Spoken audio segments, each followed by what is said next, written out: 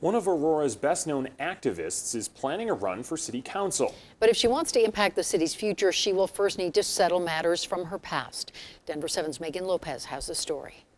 No justice, no peace. For more than a year across Aurora, the calls for change have been growing louder. Police reform is not just needed, but is long overdue. Change to the police department, the city government, and the system overall. This is what community looks like. One of the loudest voices I have been probably the roadmap for civic engagement.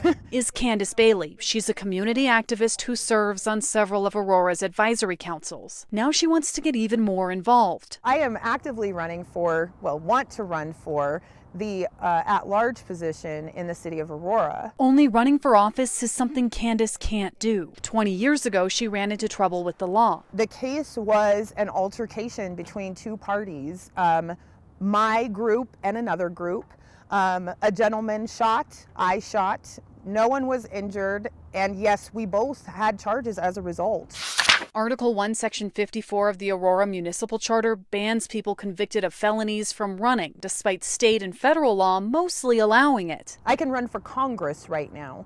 I can run for just about everything but this city. Isn't that interesting? So she has three options: get a pardon from the governor, get voters to change the charter, or sue. A city has no legitimate business barring someone from running for office simply because they have a past felony conviction. The ACLU of Colorado says, along with voting, running for office is a fundamental right. So I think that requirement violates the Constitution. For Bailey, it's not about erasing her past. I am accountable for the things that I have done, and I'll always be accountable going forward. She says she's changed a lot in the 2 decades since her conviction, and she wants voters to decide whether she's worthy of serving them. My life is a testimony to the capacity for change. In Aurora, Megan Lopez, Denver 7.